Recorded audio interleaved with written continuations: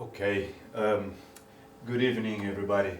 So welcome to a lecture on fundamentals of audio processing. Today we're going to be talking about filters in Fourier analysis.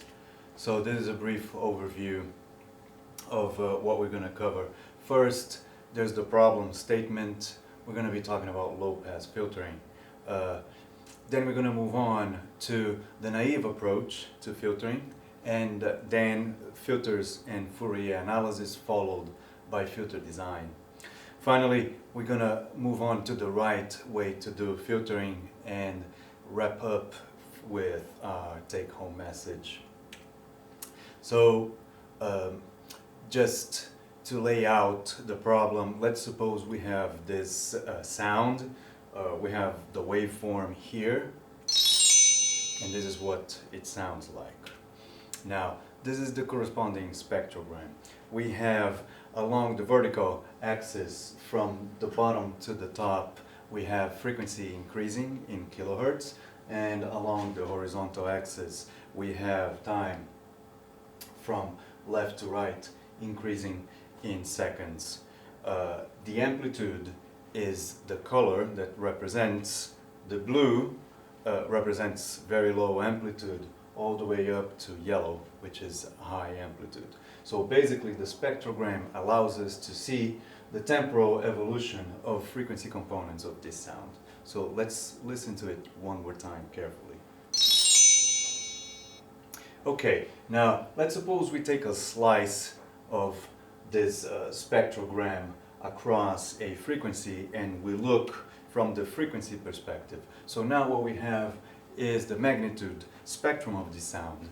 Magnitude in dB is vertical and horizontal is frequency in kilohertz. So we can see in this particular case that the spectrum extends all the way up to the maximum frequency that we can represent, which is also known as the Nyquist frequency. Now, our problem here is we want to remove all frequencies above, let's say, 7 kilohertz. So we have this spectrum, and basically what we want is, let's say, to apply a rectangular filter that has a cutoff frequency of 7 kilohertz in order to allow all the spectral content that is below 7 kilohertz to be preserved, and everything that is above 7 kilohertz will be suppressed or eliminated. So if we suppose we apply this filter to this spectrum, this would be the result. And this looks fine, right? It looks like the perfect solution to our filtering problem. But let's listen to what this kind of filtering operation sounds like. Let's carefully compare the original sound with our low-pass filtered version from our rectangular filtering operation. This is the original, and this is after the rectangular filter. Now, if we look at the spectrogram of the sound filtered with our ideal rectangular low-pass filter, we see that effectively all the frequency content above 7 kilohertz was completely eliminated. But our ideal low-pass rectangular filter also introduced a lot of distortion in above and also below, above 7 kilohertz and also in the frequencies below. This is again what our rectangular filtered version sounds like, and comparing the spectrogram of the original sound with our rectangular filtered sound, we can see that our rectangular filter introduced a lot of distortion above and also introduced distortion below. Let's once again listen to the original and the filtered sound and compare.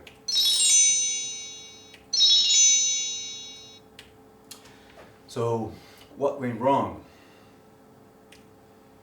Well, this is where Fourier analysis enters into the domain of filtering. The DFT has several important properties, and the DFT is instrumental in filtering. We need to understand the DFT in order to use the DFT correctly and to be able to, for example, low-pass filter a sound. Fourier symmetry is particularly important for filtering. The concept of Fourier symmetry will result in the DFT pairs. So let's recap. The forward discrete Fourier transform, or DFT, takes us from the time domain to the frequency domain.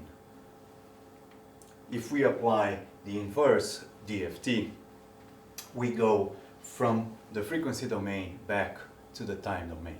And we know that the reconstruction is perfect if we don't apply any changes, if we don't manipulate the spectrum in any way. Now, moving on to Fourier symmetry and the DFT pairs. So, for this rectangular window, for example, in the time domain, if we apply the forward DFT, what we get is the signal here that is called the sine cardinal, or sinc. And what is very interesting and important to notice about the sinc function is that here and here it extends to infinity. But the digital computer can only represent a finite amount of a signal, so we can't represent infinity, and here it folds back. Our spectrum will fold back on itself because of our inability to represent the signal extending to infinity, and this folding back will interfere with our original spectrum. It's called spectral aliasing, this phenomenon. Now, the symmetry of the DFT pairs says that if we have the rectangular window in the frequency domain, if this is our spectrum, applying the inverse DFT will give us the sine cardinal, or the sinc function, in the time domain. And again, extends to infinity in time, but our inability to represent infinity with the computer means that this signal will fold onto itself in the time domain, resulting in temporal aliasing, which will result in, it will corrupt the waveform, the signal. So now we can start to finally understand what went wrong with our ideal low-pass rectangular filter. If we take the inverse DFT of this ideal low-pass rectangular filter, what we get is that time domain counterpart. The time domain counterpart is called an impulse response for a filter, and we can see that it will definitely corrupt our signal.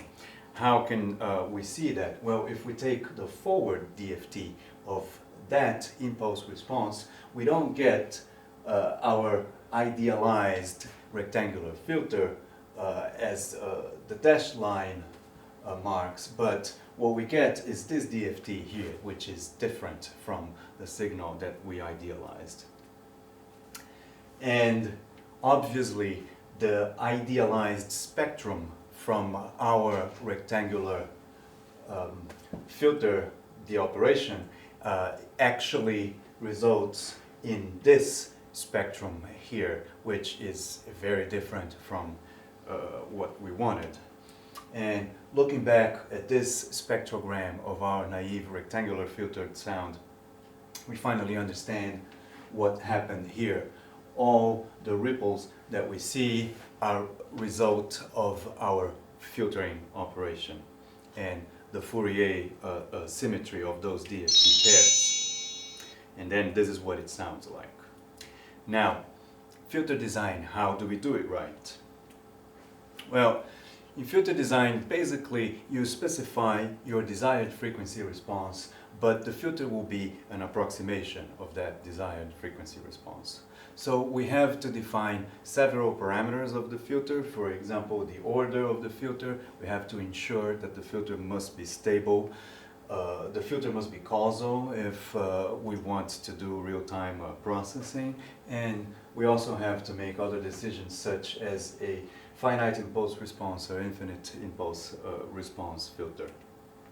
So this is what filter design looks like when we are trying to specify the spectral characteristics of our filter. So here we have a low-pass FIR filter, a finite impulse response filter, and here we have the mask that we apply to this filter. So there are several specifications here. For example, the pass band of this filter and the stop band.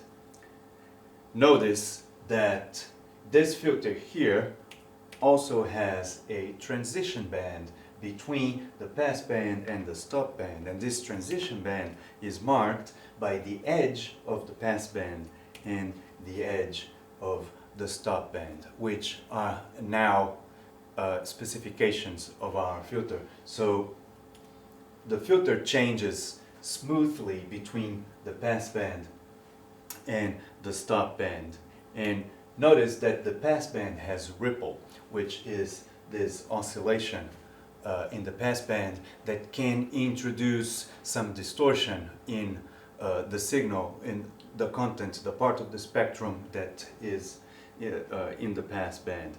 And similarly, the stop band also has ripple, which also introduces distortion. But that's why we need to make sure that the stop band is low enough.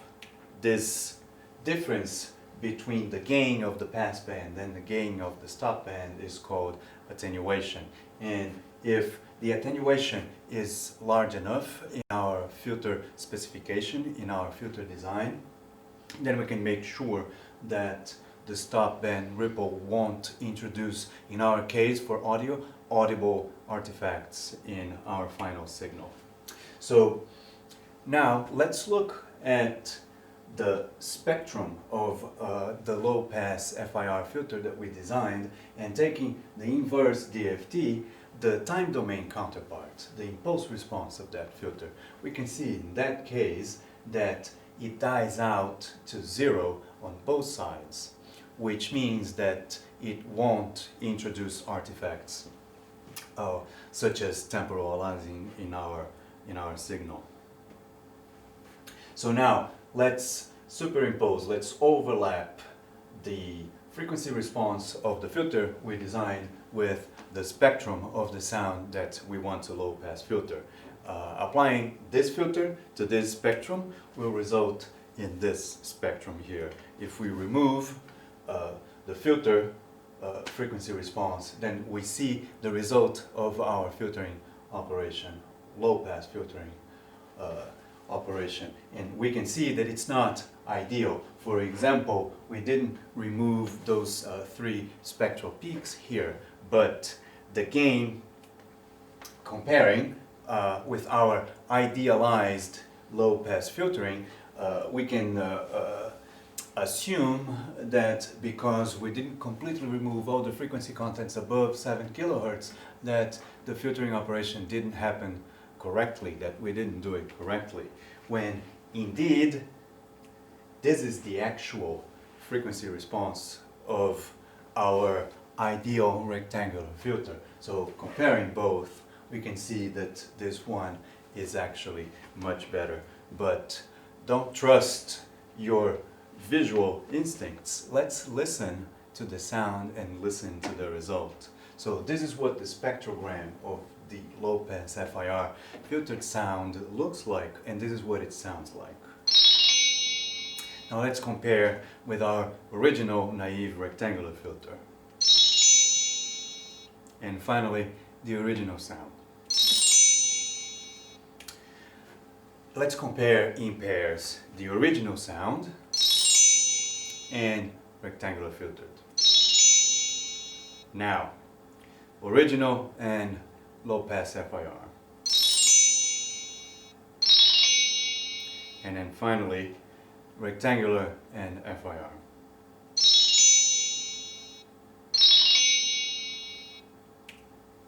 So the take-home message here is even something as simple as filtering can go wrong if not done very carefully. The DFT is a fundamental tool in audio processing, but we need to understand the properties of the DFT to get nice musical results. Thank you very much. And next lecture, we're going to be talking about upsampling and downsampling, so make sure you don't miss it.